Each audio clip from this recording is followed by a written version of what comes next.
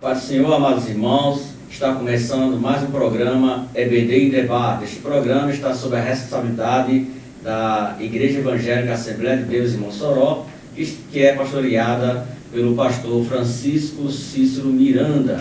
Estamos mais uma vez estudando com vocês a lição desse terceiro trimestre. Estamos falando sobre tempo, bens e talentos, sendo mordomo fiel e prudente com as coisas que Deus nos tem dado. E hoje vamos estudar a lição de número 5, a mordomia da igreja local. Esse que vos fala é o presbítero Tony. Vou ler aqui para você o texto lá da lição que diz: escrevo-te estas coisas para que saibais como convém andar na casa de Deus, que é a igreja do Deus vivo, a coluna e firmeza da verdade. Esse versículo está em 1 Timóteo, capítulo 3, versículo 14 e 15. A verdade prática da lição diz: o cristão deve valorizar a igreja local como ambiente de adoração, comunhão e serviço ao reino de Deus. Os objetivos específicos da lição são esses. Primeiro, apresentar a mordomia dos bens espirituais, refletir sobre a mordomia da ação social da igreja e terceiro, conscientizar acerca da mordomia dos crentes na igreja local. A lição está dividida em 3 pontos: mordomia dos bens espirituais, o primeiro ponto; o segundo, mordomia da ação social da igreja, e o terceiro ponto, a mordomia dos crentes na igreja local. Hoje, junto comigo, para cooperar com esta aula, está o diácono Diógenes, que irá nos ajudar para explicar esta lição junto com vocês. Então, está começando mais um programa EBD em Debate. Não sai daí, daqui a pouco voltaremos com a lição de número 5.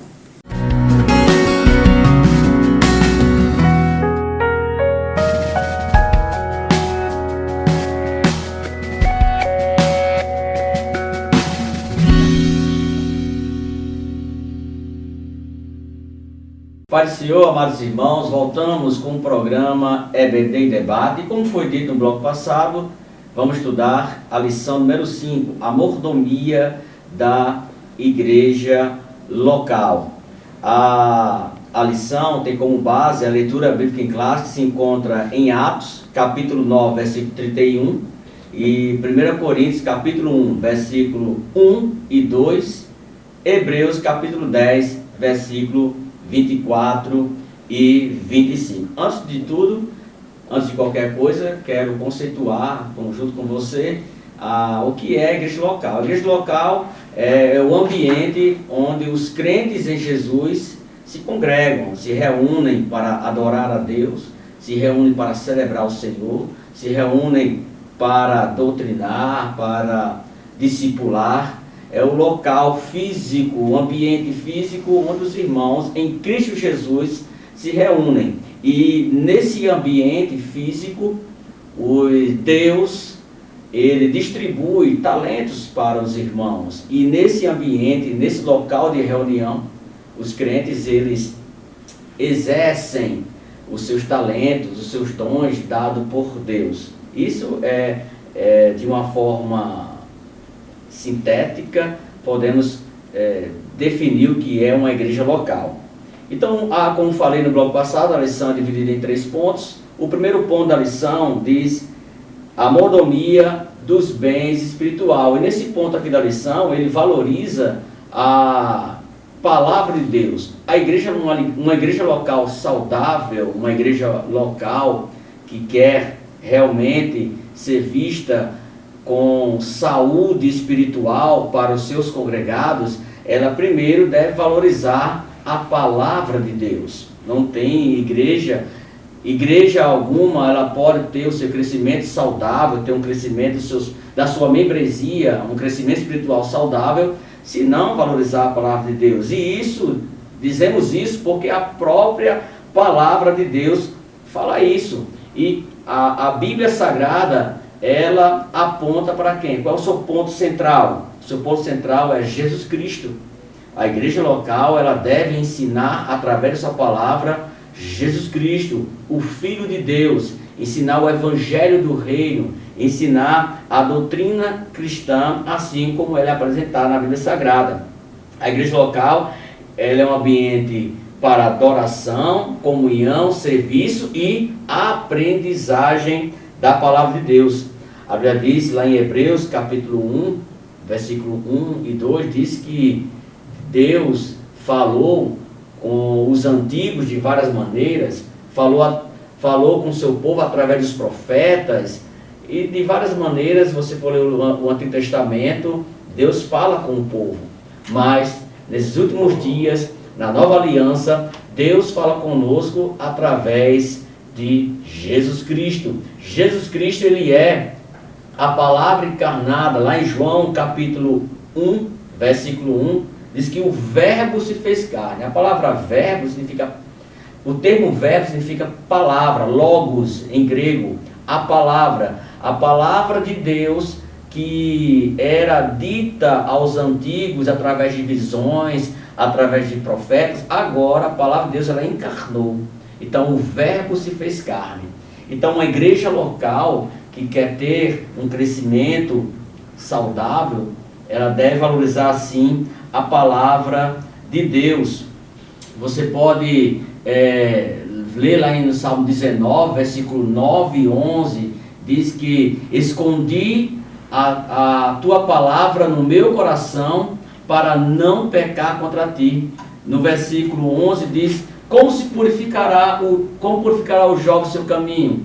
Né? Observando a tua palavra. Quando você lê lá em Romanos capítulo 15, você lê Romanos capítulo 15, versículo de número 3, Romanos 15, versículo 4, você vê que, porque tudo que dantes foi escrito para o nosso ensino foi escrito, para que pela paciência e consolação das Escrituras tenhamos esperança. Então, tudo que foi escrito na Bíblia para nosso ensino foi escrito. E a igreja local, ela deve valorizar a escola bíblica dominical, deve valorizar os cultos de doutrina que tem na congregação, os estudos bíblicos, isso na igreja local. E eu e você, como crente individualmente, devemos sim nos aprofundar no estudo da palavra de Deus, devemos ter sede pela Bíblia Sagrada. Quando você vê aqui na lição, ele diz aqui que no culto, a pregação, o ensino da Bíblia Sagrada deve ter toda prioridade. Toda prioridade. Se a mordomia da palavra for negligenciada, os prejuízos espirituais da congregação serão grandes e às vezes irremediáveis. Então, quando a igreja local valoriza a palavra de Deus, o ensino da palavra, os problemas não acabam, mas diminuem. E as soluções aparecem de forma espontânea, suave, espiritualmente vistas as soluções. Por quê? Porque ali existe uma membresia, existe uma classe de obreiros que estudam a palavra de Deus. E quando há o estudo, e quando há a compreensão da palavra de Deus, a mente do crente, ela é iluminada pelo Espírito Santo de Deus. Professor Diógenes, quando nós vemos ali a parábola do semeador, diz que são quatro tipos de terras, não é isso? Quando Jesus vai explicar a parábola, diz que os três apenas ouviam a palavra, mas aqui caiu em boa terra. Lá em Mateus diz que ele ouviu e compreendeu a palavra, por isso que ele produziu frutos. Ouvir e compreender. Então, uma igreja local que tem um crescimento saudável, ela não pode negligenciar o ensino da palavra. Sem dúvida, professor Tony, como nós vamos discorrer nesse subtópico 2, que diz o seguinte: a mordomia na evangelização e no discipulado. Como o professor Tony já bem colocou, quando essa palavra ela cai em um solo fértil, consequentemente ela vai produzir bons frutos. E esse assunto vem numa hora cabível, um assunto muito necessário, porque a gente percebe que existe um ataque direto contra a instituição, aquela qual Jesus instituiu lá em Mateus capítulo 16, verso 18, um ataque direto contra essa instituição chamada igreja. E no subtópico 2, uma dessas mordomias, ou seja, um desses meios de administração da igreja local, diz respeito à evangelização e ao discipulado. Como o nosso comentador aqui, Arnaldo Renovado, fala, ele diz assim: uma das melhores formas para exercer a mordomia da palavra de Deus é evangelizar a todos os tipos de pessoas. Isso com base lá em Marcos, no capítulo 16, entre os versos 15 e 16, que é o ide imperativo de Jesus. Ele ali nos exorta, nos recomenda, ou melhor, nos manda ir pregar o evangelho a todas as criaturas, independente de qual raça, cor, religião, filosofia política ou seu status social. Não importa quem seja ou quais sejam essas pessoas, nós temos a obrigação, a imposição de evangelizar todas as criaturas de Deus que estão sobre esse mundo. Então, dentro do que diz respeito à mordomia, a essas prioridades dentro da igreja local, a essa administração, a evangelização é uma das principais. Como o professor Tony já expôs aqui, além disso, tudo está baseado dentro da palavra de Deus. A palavra de Deus tem que abundar, tem que ser superabundante no que diz respeito à administração dessa igreja local. Se ela estando dentro dessa administração, se a palavra de Deus está dentro dessa administração, logicamente nós teremos esse conhecimento e estaremos passando esse conhecimento para toda criatura. Estaremos evangelizando. Mas é importante também ressaltar, o que ainda o nosso comentador destaca aqui no subtópico 2, é que não é apenas a evangelização, mas também o discipulado, como está previsto lá em Mateus capítulo 28 e verso 19, do qual ele diz que ser um discipulado não há aprofundamento da fé, perseverança, fidelidade e maturidade cristã. Então isso leva a igreja ao fracasso, a sua decadência, e isso é notório em muitas igrejas. Então esses são alguns dos temas que nós estaremos vendo nessa lição, não saia daí, nós vamos a um breve intervalo e voltaremos já já.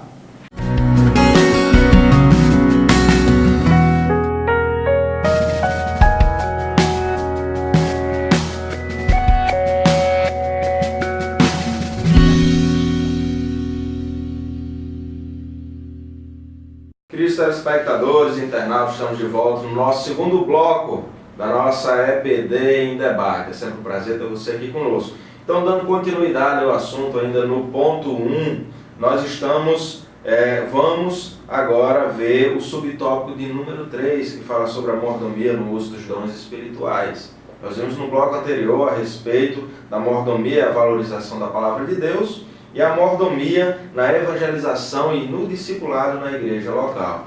Ambos são extremamente importantes. Um depende inteiramente do outro. Para se evangelizar é necessário conhecer a palavra de Deus. E para que exista um fortalecimento na obra de Deus, é necessário haver um bom discipulado. Muitas pessoas apenas empregam força na evangelização, mas às vezes abrem mão do discipulado, e esses novos convertidos, esse recém-nascido, espiritualmente falando, como diz Paulo lá em 1 Coríntios, no capítulo 1, acabam não tendo a sua fé fortalecida e acabam definhando na fé. Então aqui no nosso subtópico 3, que vai falar sobre a mordomia do uso dos dons espirituais em relação à igreja local, o comentador diz o seguinte: os dons espirituais são concedidos por Deus para dar poder e unção à igreja. Eles confirmam a pregação da palavra de Deus a fim de glorificar a Cristo. A Bíblia mostra que os dons espirituais foram confiados unicamente à igreja, ou seja, aos salvos. Cada um administra os dons como recebeu, como bons dispenseiros da multiforme graça de Deus, como está escrito lá em 1 Pedro, capítulo 4 e verso 10. Como nós vemos, os dons espirituais eles não pertencem a ser humano nenhum. Nenhum ser humano pode dizer: eu tenho o dom disso, o dom daquilo, eu tenho um dom de pregar, eu tenho um dom de variedade de línguas, eu tenho o dom de discernimento de espíritos. Não. Nós temos o dom do Espírito. Como o apóstolo Paulo ele é muito específico em relação a isso. Nós temos o dom do Espírito, todos os dons são do Espírito Santo. E o próprio Espírito Santo, ele dá para cada um como convém, para o que é útil, como Paulo vai dizer lá em Efésios 4:11, quando ele vai falar ali, vai descrever os dons que Deus dá à igreja, ele vai dizer que é para aquilo que for útil e edificante para a igreja. Ele descreve isso lá em 1 Coríntios, capítulo 14, e verso 12 também. Então só existe um objetivo nos dons espirituais, apenas um: a edificação pessoal e a edificação da igreja. O que passa disso é de procedência maligna. Nós vemos, nós percebemos que muitas pessoas outrora receberam esses dons do Espírito Santo. Muitas pessoas, quando ainda dependentes, na época em que eram dependentes do Espírito Santo, receberam esses dons, e muitos deles agora usam para ganhar dinheiro, para barganhar, para levar multidões, e não necessariamente para a edificação da igreja. Isso é condenável. E é possível alguém ter um dom e ainda assim sofrer algum juízo da parte de Deus? Perfeitamente. Lá em Mateus capítulo 7, versos do 20 ao 23, Jesus mostra ali que muitas daquelas pessoas que exerciam esses dons vão acabar sendo condenadas ao fogo do inferno. E aquelas pessoas vão dizer que fizeram isso, fizeram aquilo, que curaram, que profetizaram, que pregaram. Jesus disse: não, vocês praticam iniquidade, vocês são iníquos, apartem-se de mim. Então os dons do Espírito Santo. Na verdade, o único dom que o ser humano tem é só um, na verdade, né? E esse é nosso, não é de Deus. É o dom de pecar. Esse é nosso, não é do Espírito Santo. Mas todos os outros vêm dele para a edificação da sua igreja, do corpo de Cristo. Ainda nesse subtópico diz o seguinte: na Bíblia há orientação para o uso correto dos dons espirituais, ou seja, com ordem e com decência, como está descrito lá em 1 Coríntios, capítulo 14, verso 40. Por esse motivo, certas práticas estranhas ao movimento pentecostal não devem ser estimuladas e nem toleradas no culto, como, por exemplo, marchar, pular, rodopiar, cair, fazer aviãozinho, sapatear. Segundo a Bíblia, como Paulo descreve lá em 1 Coríntios, no capítulo 13, no verso 1, isso é meninice e carnalidade, porque são procedimentos que não diz respeito à doutrina bíblica. Professor Tony, nós percebemos que isso é muito comum no nosso meio, essas práticas, e algumas pessoas sugerem que se você não fizer, você não é espiritual, você não é pentecostal. Então são algumas dessas práticas que nós temos que tomar cuidado naquilo que a palavra de Deus nos orienta, na verdade. São movimentos, são acontecimentos muito comuns no meu pentecostal, né? Isso. E segundo aqui a lição, professor Diógenes, amado telespectador, esses acontecimentos que acontecem muito no meu pentecostal, eles acontecem por falta de uma orientação bíblica, de um ensinamento bíblico, um aprofundamento bíblico por parte dos irmãos, porque o avivamento, o verdadeiro avivamento é quando o cristão, ele realmente nasceu de novo. É quando realmente ele tem sede, diariamente ele tem sede da palavra de Deus. Quando ele tem sede por oração, isso é verdadeiramente quando ele tem amor pelas almas perdidas. Esses comportamentos, como diz aqui na lição, marchar, pular, rodopiar, é isso? Devem ser encarados como comportamentos momentâneos, mas o avivamento diário, o avivamento constante, não é isso. É sim uma vida de constante santificação. Uma igreja local saudável, uma igreja local avivada, ela não deve ser vista por esses comportamentos. Aquela igreja local é avivada porque no culto os irmãos pulam, faz aviãozinho, marcha. Não, isso não é uma igreja avivada. A igreja avivada é uma igreja que tem uma escola bíblica lotada. É uma igreja que constantemente tem estratégias de evangelização. É uma igreja que ama o ensino da palavra de Deus. E esse foi a temática do primeiro ponto da lição, que é a valorização. Uma igreja local, saudável espiritualmente, ela valoriza o ensino da Bíblia Sagrada.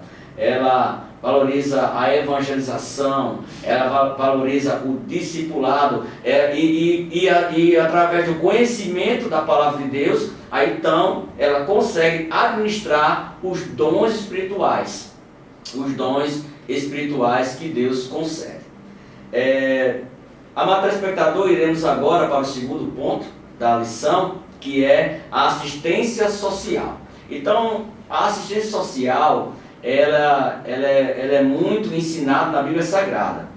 Mas é bom nós colocarmos aqui que, primeiro, que é a assistência social. A assistência social é uma ajuda momentânea que nós podemos dar ao necessitado. É como se fosse um paliativo, não é uma solução total dos problemas do pobre, do desempregado, não é isso? De uma pessoa carente por alimento, por roupa. A assistência social é uma ajuda momentânea, é um paliativo, a assistência social. Então você vê muito isso tanto no Antigo como no Novo Testamento. E é bom destacarmos aqui também que a igreja, ela deve ela deve fazer um assistencialismo social, deve sim, está na Bíblia. Porém, isso não deve ser o foco principal da igreja. O foco principal da igreja é a evangelização, é o discipulado, o ensino da palavra de Deus, e como consequência vem a assistência social. E isso está claro no Antigo Testamento. Lá em Deuteronômio 15 e 11 diz que Deus fala que sempre haverá pobre entre nós, sempre haverá pobre entre nós. No Antigo Testamento, a igreja, ela não vai solucionar o problema da pobreza mundial, não vai. Mas ela pode sim ajudar o pobre, o oprimido. Lá no Salmo 41, versículo 1 diz que bem-aventurado aquele que ajuda o pobre, não é isso? Lá em Lucas capítulo 19, versículo 8, diz que Zaqueu, quando ele aceitou a Cristo, ele disse que ia doar metade das suas posses para os pobres. Então você vê isso tanto no Antigo como no Novo Testamento, a assistência social, que faz parte sim do trabalho da igreja local. Mas iremos falar isso com mais detalhes, com mais profundidade no próximo bloco. Então fica aí que daqui a pouco voltaremos.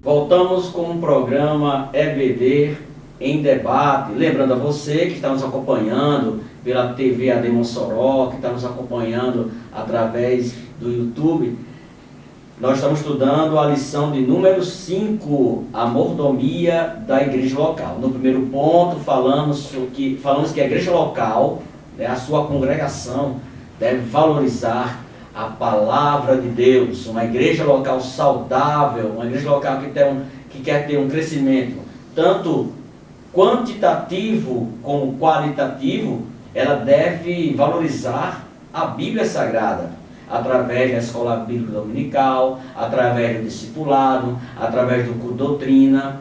Ela deve, e com isso, uma igreja preparada doutrinariamente na palavra de Deus, então ela está preparada para evangelizar. A igreja local, avivada, saudável, ela deve evangelizar. E como consequência também falamos sobre o uso dos dons espirituais, né? A mordomia dos dons espirituais.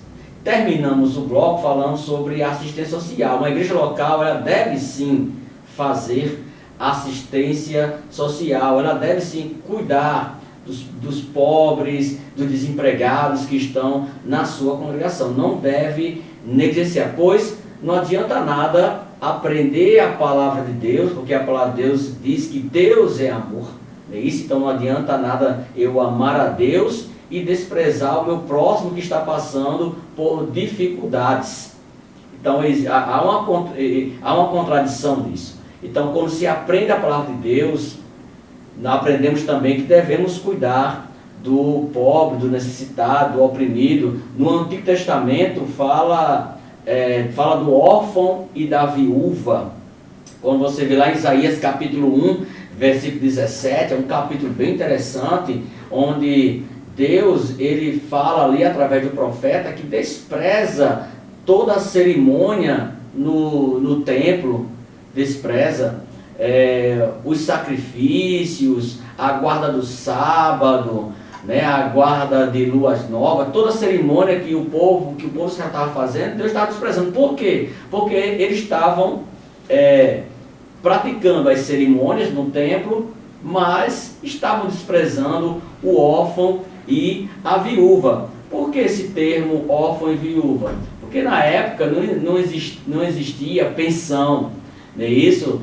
O sustento da casa era do homem. A mulher trabalhava, no Antigo Testamento a mulher trabalhava sim, mas o sustento da casa era do homem, porque era uma sociedade patriarcal. Então quando o esposo morria e a esposa viúva, se ela não se casasse logo para ser sustentada, né, pelo seu marido, então ela vivia dificuldades, ela sofria dificuldades na sua casa, na sua família. Então o Antigo Testamento, ela fala muito sobre a assistência social. Você vê lá em Provérbios, capítulo 29, versículo 7, não é isso? Que informe-se o justo da causa do pobre, informe-se o justo da causa do pobre. Então nós devemos querer sim saber sobre os irmãos que estão passando por dificuldade na nossa congregação, para tentarmos amenizar. Se não pudermos resolver o problema, é isso, mas podemos sim amenizar. Tem algumas congregações que elas pegam os currículos de alguns irmãos e entregam nas empresas, não é isso? Tem algumas congregações que no início do ano letivo, eles compram material escolar para crianças da congregação que não tem como comprar seu material escolar. Então tem várias formas de ajudar os irmãos, não só os irmãos, como até pessoas da comunidade que não são crentes, próximos à congregação local, não é isso?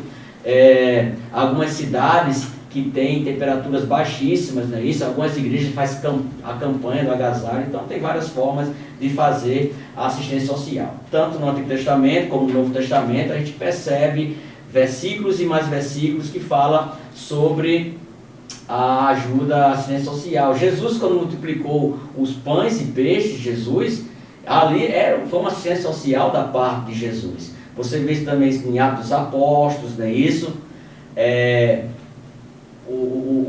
A dedicação de alguns irmãos, né? Os diáconos, quando foram consagrar, lá em Atos capítulo 6, foi para isso. Foi para servir a mesa, para trabalhar no assistencialismo social da igreja.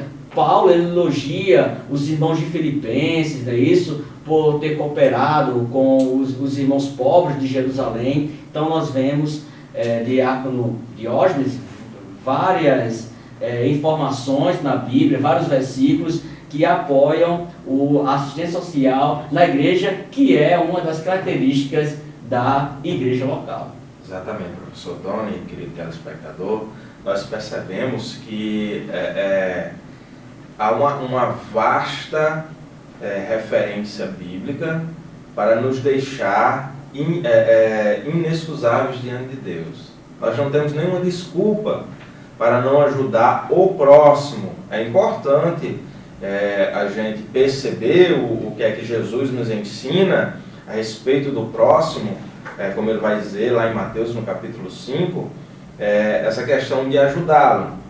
Lá no capítulo 5 ainda ele vai falar que você tem que ajudar e dar a todos quanto precisar, a tantos quanto lhe pedir. E é interessante como Jesus apresenta essa forma, porque ele fala sobre próximo. Ele não diz quem é a pessoa especificamente. Ele não diz se é alguém da sua mesma fé.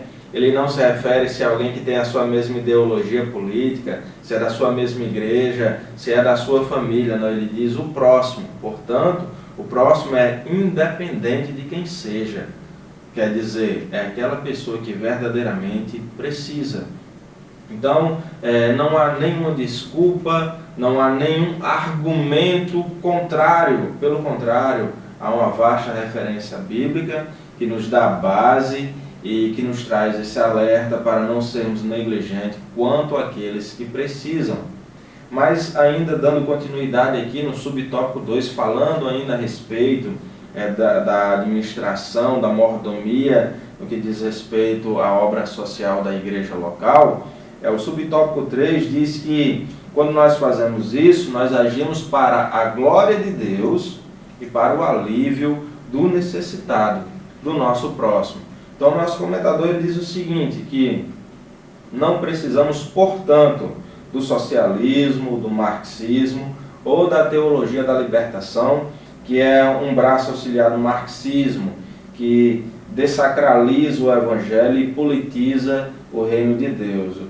Ou seja, a teologia da libertação, que ela começou a ganhar forma em meados dos anos 50, na década de 50, tirava todo o bojo espiritual do evangelho, a pecaminosidade humana, a necessidade de salvação, os milagres de Jesus, e passou a centralizar de modo humanista, em que o evangelho verdadeiro era aquele que girava em torno dos pobres, e não necessariamente de uma raça que havia pecado contra Deus e que estava destinada à condenação eterna. Igualmente, ou melhor, sendo alimentado pelo socialismo, o comunismo, o marxismo, de Karl Marx, como diz aqui o nosso comentador. Os representantes dessa ideologia usam um ideal supostamente nobre para escravizar pessoas e perpetuarem-se no poder. Infelizmente, no nosso país, bem como em toda a América Latina, é vítima dessa ideologia nefasta. Ou seja, o que esses proponentes, o que esses representantes dessa ideologia pregam, é que deve se dividir para governar. Então, colocar o negro contra o branco, o rico contra o pobre, o homem contra a mulher, o pai contra os filhos contra os pais, o heterossexual contra o homossexual, porque dividindo a sociedade fica mais fácil governá-la, porque alguns desses proponentes estarão se apresentando como os salvadores de determinadas classes, e na verdade uma nação ela não é dividida nesse sentido, ela tem suas carências em cada área. E a palavra de Deus nos recomenda, sim, a procurar atender cada área especificamente, mas não em detrimento de outras áreas, como propõe o socialismo marxista de Karl Marx, que diz que Você tem que tomar dos ricos para dar aos pobres. Ninguém é Robin Hood, ninguém vai roubar de ninguém. Não, como Paulo vai dizer lá em 2 Tessalonicenses, capítulo 3, verso 10, você quer sair da pobreza, você quer ter o que comer, Paulo diz, trabalhe. Então essa é a proposta da palavra de Deus. A ação social da igreja não é criar uma nação de parasitas, de pessoas que sejam exclusivamente dependentes da igreja, de modo algum, mas de pessoas que possam aprender a desenvolver os seus conhecimentos no trabalho e assim poder se manter a si mesmo. O nosso comentador ainda vai falar que nós temos que ter o devido cuidado com todas as classes, como de prostitutas, drogados, homossexuais, e a igreja precisa estar atenta a isso. Porque nem toda classe nós temos que tratar da mesma forma como uma outra. Nós temos que entender que cada um tem as suas carências. E aí temos a palavra de Deus como nossa orientação. Querido telespectador, querido internauta, nós estamos terminando mais um bloco do nosso programa EBD em Debate. Não saia daí, nós voltamos já já.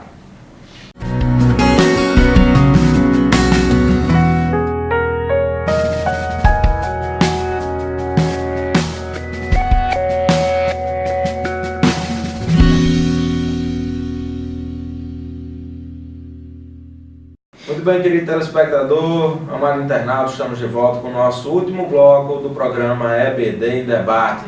Vamos agora ao nosso último ponto de número 3, a mordomia dos crentes na igreja local. Sempre enfatizando que mordomia não tem aquele conceito que muita gente entende por aí afora. Mordomia não é aquela pessoa que vive bem, regaladamente. Não é esse o contexto bíblico. Mordomia quer dizer administração. Como nós vimos ainda na primeira lição, mordomos, ou seja, mor, chefe, e domos, casa, quer dizer administrador de uma casa.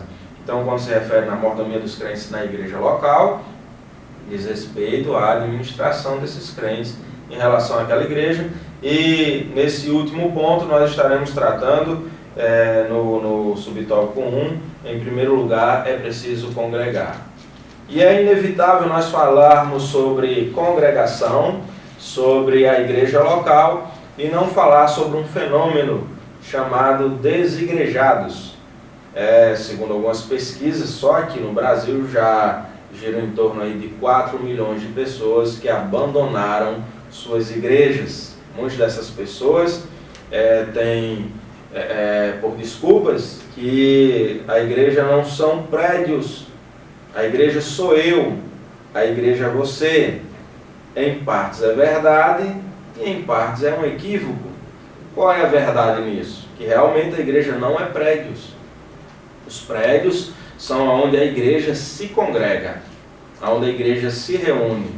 Só que vinculou-se chamar esses prédios de igreja porque é ali onde a igreja se reúne. Só por esse motivo. Essa é uma verdade. O equívoco é que eu não sou igreja. Você não é igreja. Nós somos igreja. É assim que Paulo descreve o corpo de Cristo, lá em 1 Coríntios, capítulo 12. Ele diz que todos nós somos membros do corpo de Cristo. E aí, especificamente, ele diz, e a um desses membros Deus pôs como? Aí ele vai descrever, cada membro com o seu dom.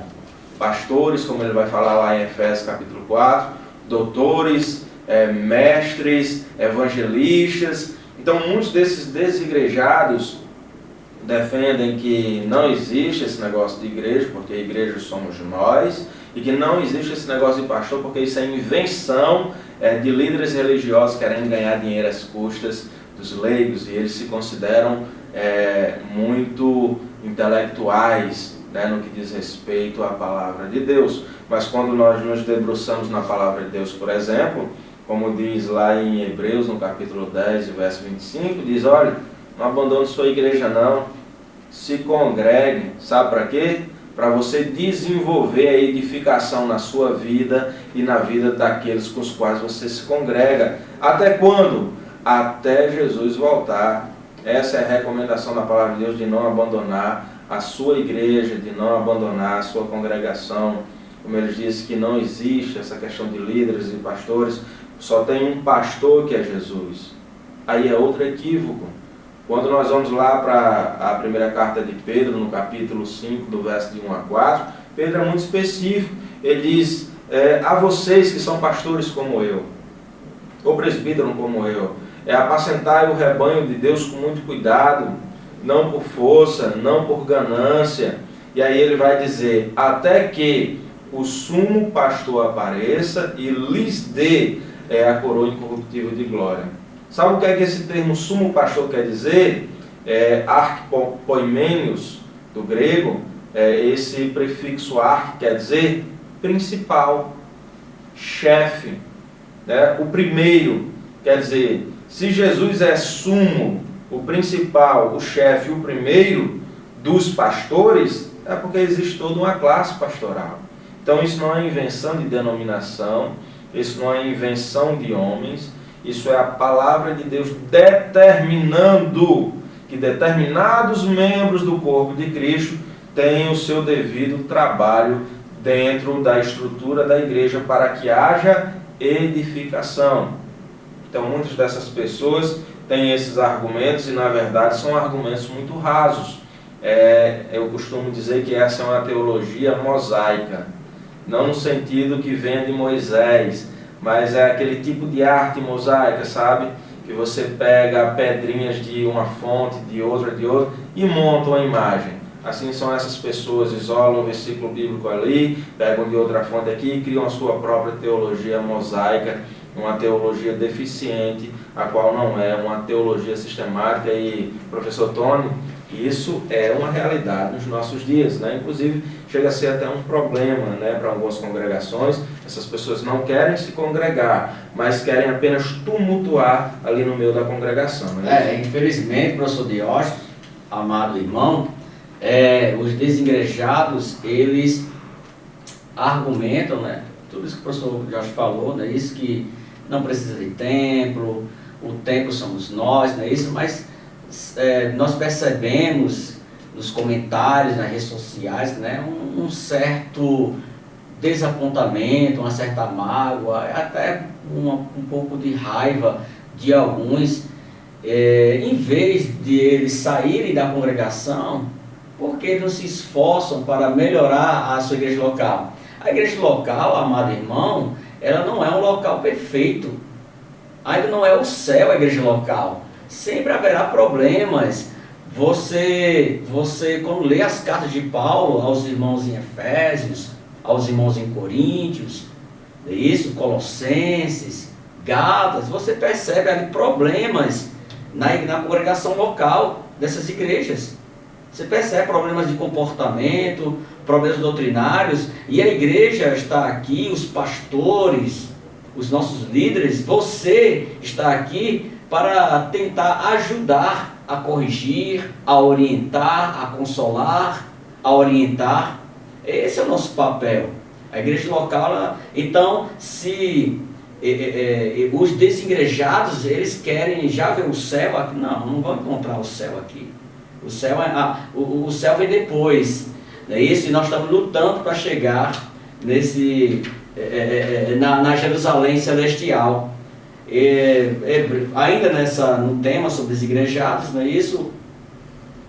Hebreus capítulo 10, versículo 24 e 25, você encontra essa leitura na leitura bíblica em classe, que diz assim, e o autor dos Hebreus diz, e consideremos-nos uns aos outros, olha aí, a comunhão, respeitamos uns aos outros, para nos estimularmos ao amor e às boas obras. Então eu devo lhe ajudar, você deve me ajudar a desenvolver o amor, as boas obras.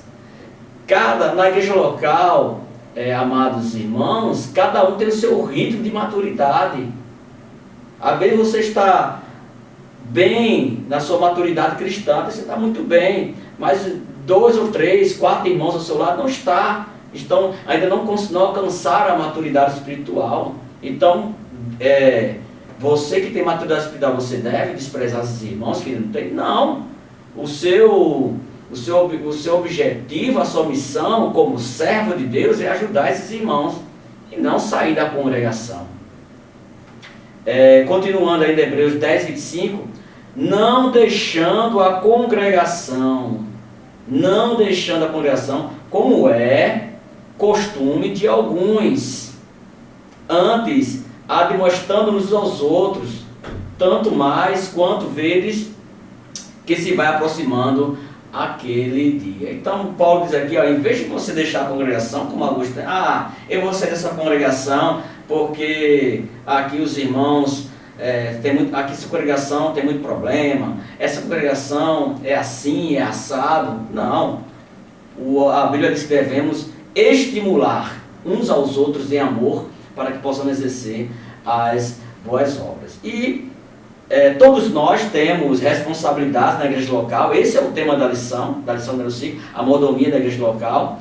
Todos nós temos responsabilidade, todos nós temos talentos dados por Deus para exercermos na igreja local. Agora, é claro, quem tem mais, cada um, existem alguns irmãos que têm mais responsabilidades que outros. No caso aqui são nossos pastores, que é o ponto aqui da lição, líderes cristãos como mordomo. Nossos pastores, eles têm uma responsabilidade maior. O pastor da congregação, o dirigente da congregação, ele deve a cada dia aprender com Deus, a cada dia aprender com os irmãos, a como pastorear. O Espírito Santo dá o talento, dá o dom, e cabe a ele desenvolver, tentando resolver os problemas da congregação de uma forma sábia, amorosa, de uma forma tranquila, não é isso? Então aconselho você, amado pastor, leia a Bíblia Sagrada, mais ainda, leia 1ª, 2ª Timóteo, Tito, onde dá orientações, conselhos ao pastor, ao diácono. Então, cada um de nós temos essa responsabilidade dentro da congregação, porque essa lição, ela se resume em uma palavra: servir. Somos servos de Deus. Nós não somos donos da igreja, nós não somos mandatários, nós somos servos de Deus, nós estamos para servir.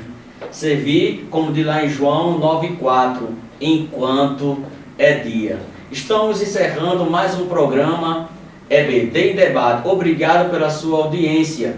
Mas digo a você que essa lição, esse debate continua onde? Na escola bíblica dominical da sua congregação. Você que é aluno da escola dominical, não perca a aula.